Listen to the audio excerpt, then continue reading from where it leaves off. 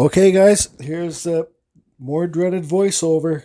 Ben's studio on the lake. Put it this way, guys. He sent me an email. He says, Jordy, if you're going to keep on carving and making videos, I don't want to hear your Dremel going, meow, meow, bogging out, making smoke, making screaming freaking noise because you're so heavy hands. You better start doing voiceovers because if you don't do the voiceovers, I'm going to jump in my freaking work helicopter. I'm going to fly over your fucking place and I'm going to drop shit bombs. That's the email I got from Ben, guys. He's told me he's going to drop shit bombs over at my house if I don't start doing the voiceovers. So anyways, just kidding. This